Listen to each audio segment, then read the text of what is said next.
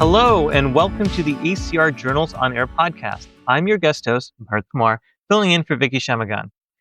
If my voice is a bit of a surprise to you, well, it's a bit of a surprise to me too.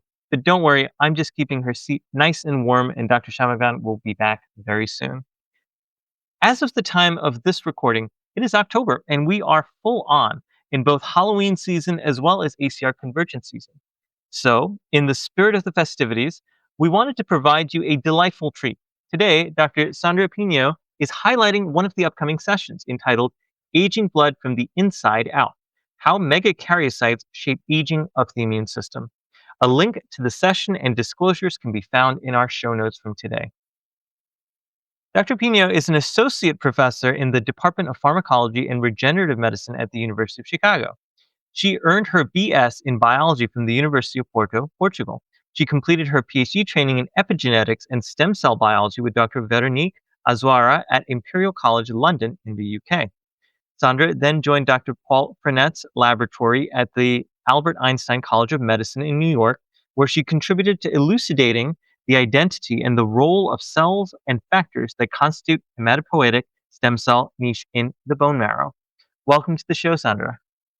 Thank you, Bharat. It's my pleasure to be here. Yeah. So to get us started, I wanted to ask a pretty unconventional question. What is your favorite Halloween monster? I'll tell you mine after and how I believe it ties to your research.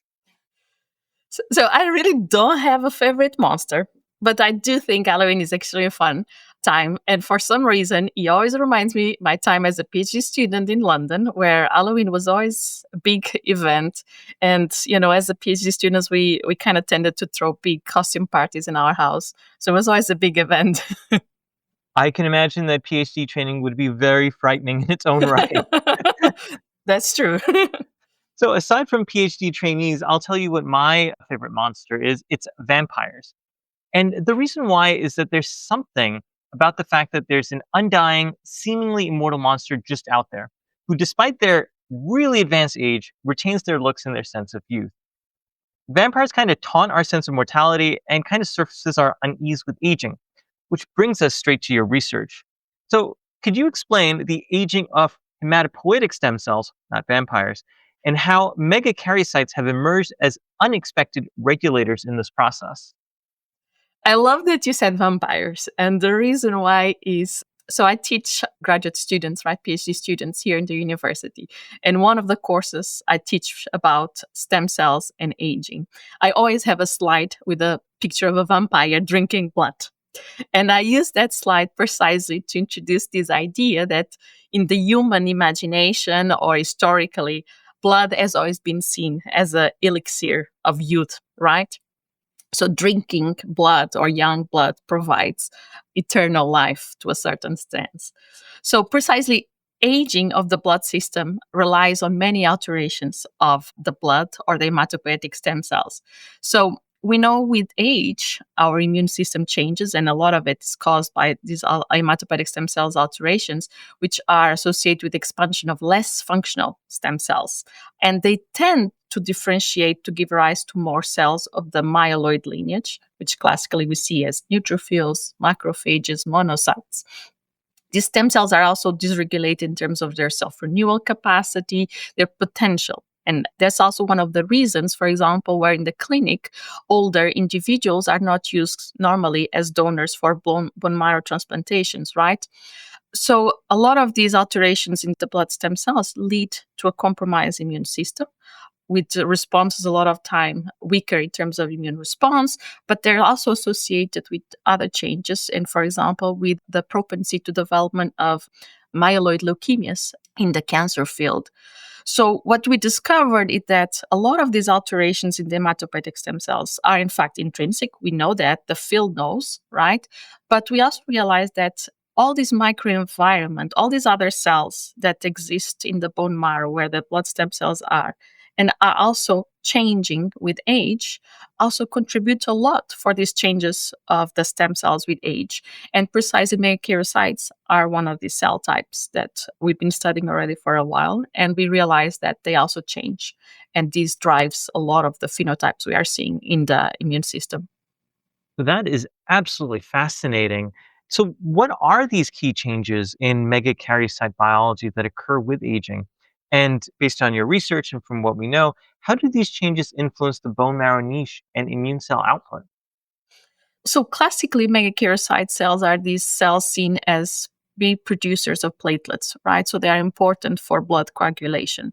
And already for quite some time, we discovered that the megakaryocytes are actually much more than just platelet producing cells. They also express a lot of immune factors, chemokines, cytokines. And one of these factors is called platelet factor 4, or PF4, which we had discovered that it regulates the proliferation of our hematopoietic stem cells.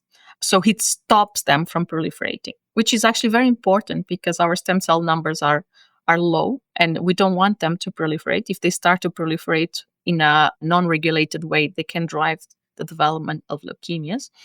We also now know that with aging, the megakaryocytes start to express less of this PF4, and they actually start to express other molecules that normally they wouldn't express in younger, such as inflammatory molecules, which are known to actually drive the aging of the immune system. So all of these different alterations contribute precisely to this microinflammatory microenvironment and some of the decline of the hematopoietic stem cells. Hmm.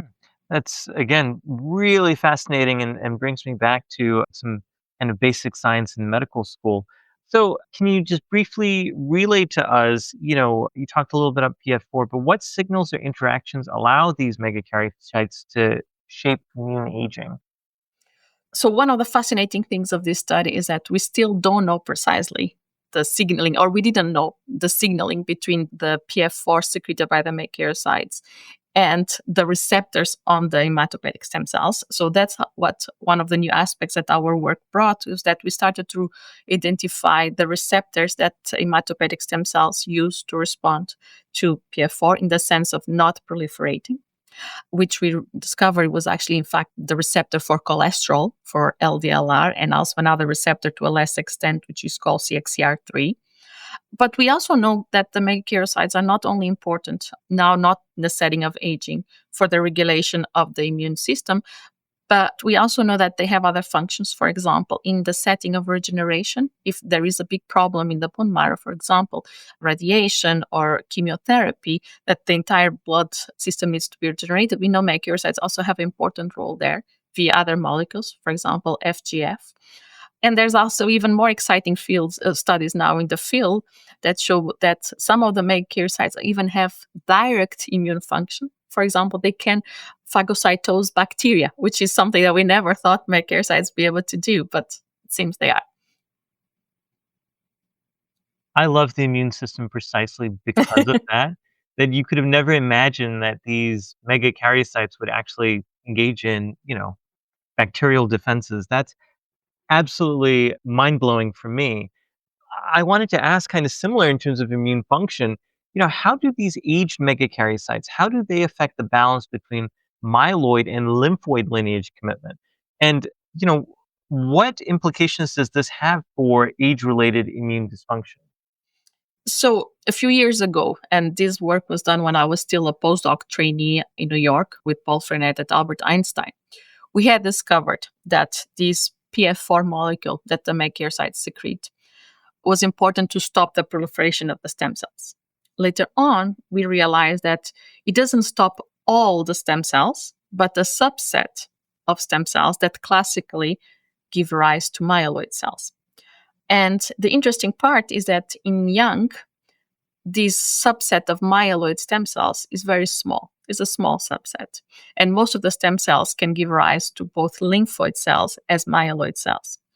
What we realize is that in aging, it's known that this myeloid subset becomes the major subset of stem cells, and that is accompanied by the changes in the immune system, like higher inflammation, because we have all these myeloid cells, and a compromise in the number of lymphoid cells. So when we realize that PF4 levels drop with aging, we start to realize that this is contributing precisely for this expansion of these myeloid cells, which obviously will affect the balance between lymphoid and myeloid cells. Hmm. Again, super fascinating. As an allergist immunologist, the implications for immunodeficiency are wide spanning. And of course, hematologists are very interested in this too. Mhm. Since the majority of our listeners are rheumatologists, can you speculate a little bit about how this megakaryocyte-driven remodeling of the bone marrow contributes to, maybe exacerbates the risk of autoimmune disease? Mhm. I love your question, and that's definitely a new direction for our work. So, in a short answer is we don't have a direct link precisely between megakaryocyte aging and autoimmune disease, but we can speculate a little bit, and I think that there is a very strong link there.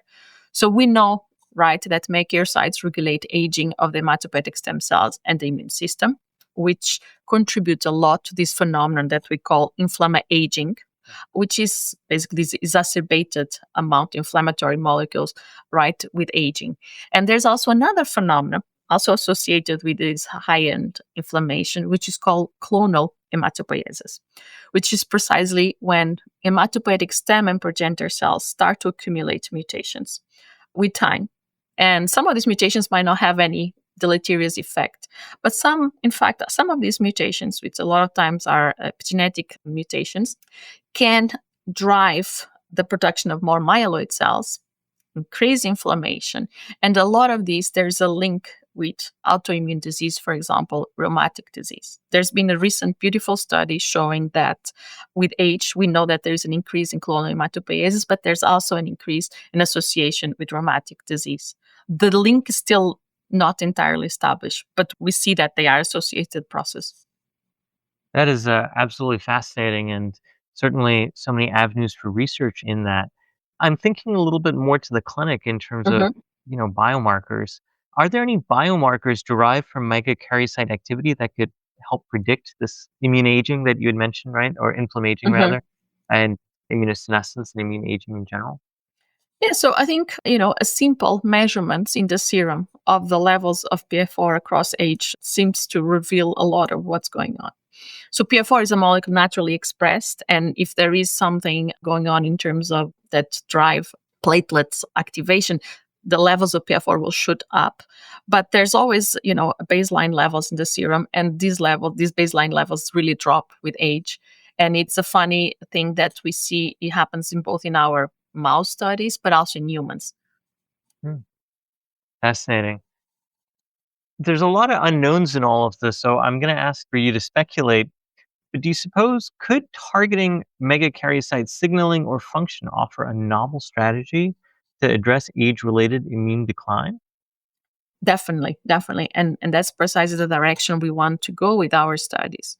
So our studies in the mouse, and this was the results that I was very excited, was that when we implanted these osmotic subcutaneous pumps in old mice that were constantly delivering every day recombinant PF4, we realized that after 42 days, a lot of the phenotypes of old immune system into these old mice change. So they become much more like a young. So we were able, for example, to rescue, and this was one of the phenotypes I was really impressed, this myeloid bias. So we were really able to rescue some of the lymphoid production into these old mice. And we also seen that even though obviously we do any clinical trial level, we are far from there, but we used human, middle age, old, let's call it both middle age, old, human hematopoietic stem cells, and we treated them with PF4. And then we saw that they also responded beautifully as the mouse and in terms of signs of rejuvenation of these stem cells. So definitely we think that just targeting PF4 could be an important rejuvenation signal. And that sounds like vampire talk to me, really. The beautiful thing is that PF4 is naturally expressed, right? So it's not a new molecule, not a new drug that we would be introducing. Yeah, that's absolutely fascinating. Looking ahead, and we've talked a little bit about unanswered questions Mhm. already, but what are the most exciting unanswered questions in megakaryocyte biology and aging immunity that you hope that the field will tackle?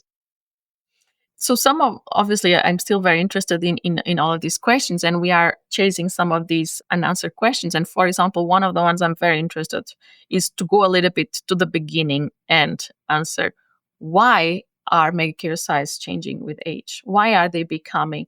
We see that they are more immature. Why are they becoming more immature? Why are they expressing less PFR. So, and if we can tackle very early on some of these decline, maybe it's not a decline, but changes, right, of the megakaryocytes, maybe we can prevent some of these aging of immunity, right?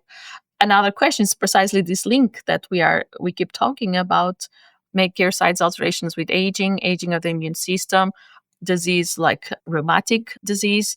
What is this link? Can we establish a direct connection? Yeah.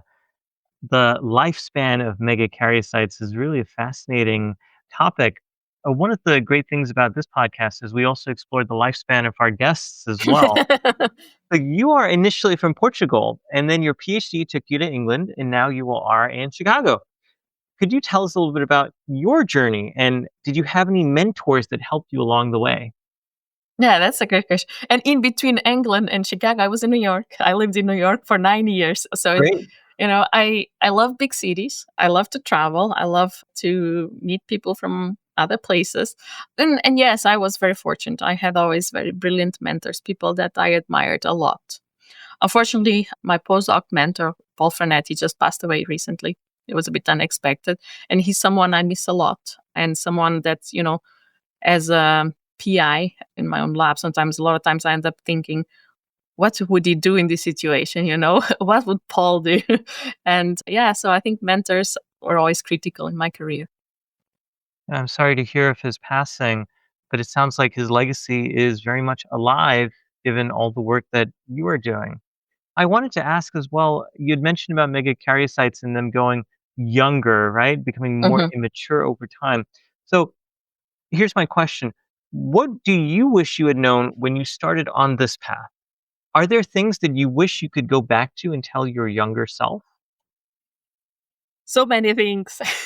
So many things. One of the things, for example, that I always realize, and I think I realized this a little bit later on, is it's important if we want to be scientists, if we want to have our own lab, we need to look for funding early on in our career. And this is something that sometimes when I was a trainee, I remember I never thought much about it. But now I realize how important it could have made my life even easier as a postdoc when I was looking for a position as a faculty. And this is something actually that I try to pass this message now to my own current trainees. The things that I thought I should have done, I tell them, if you want this, you should do this. Mhm. And that actually brings us to the other non-financial kind of elements. So now that you have an established lab with students and trainees that you are mentoring and showing them pictures of vampires on your slides, do you have any tips on how to mentor other folks? I feel I'm still in a learning curve. I established my lab 6 years ago, and I feel like in this journey, I still rely a lot on advice of more senior colleagues. Having good colleagues that provide some advice and their own experience has been critical in my case. I don't like to give tips on how to mentor, but I definitely say just talk with your colleagues. They are great. It definitely is reminiscent of the bone marrow in which there's this crosstalk and signaling among different peer cells, I guess, right? Mhm. And the sense that you are kept young by people who you keep, right? Or you are aged by the interactions that you have with Definitely. other folks. So it's very much a nice encapsulation of this kind of concept. Sandra, I thank you so much for joining us today and for generously sharing your expertise and your experience. It was really a pleasure to meet you and to hear about your work. A billion different directions that it can go into. And it just makes me think a lot about the implications of this in rheumatology over the next couple of years and decades. Thank you so much, Bart. This was super fun. I love to talk about megakaryocytes and the aging of hematopoietic stem cells, so it was really a pleasure. Thank you. And we get to hear even more of you in the near future because you will be presenting at ACR Convergence, I believe, on the Sunday. I think the podcast will be coming out after that. But regardless, if you have a chance to listen to Dr. Pino, I think that would be very, very wise idea. As we finish this podcast, I wanted to give three shout outs. First, I wanted to give a gigantic werewolf howl to Dr. Shamaga, who selected Dr. Pino as a guest and provided much of the script, for which I am incredibly grateful. Secondly, I wanted to give a piercing, ghoulish shriek to researchers like Dr. Pino, who dedicate their lives to advancing that fundamental science of immunology, something that we have very little knowledge of, to tell you the truth. Thank you so much for toiling at the bench so that your discoveries can help patients living with autoimmune diseases. And thirdly, I want to give a goblin growl of gratitude to all of you for listening to this podcast. As always, it is an honor to be your ghost host. ACR Journals on Air is a podcast of the American College of Rheumatology. Please follow at AC Room on social media, email us at podcast@rheumatology.org, and rate and subscribe to our podcast at acrjournalsonair.org or wherever you get your podcast. Happy Halloween and see you in Chicago.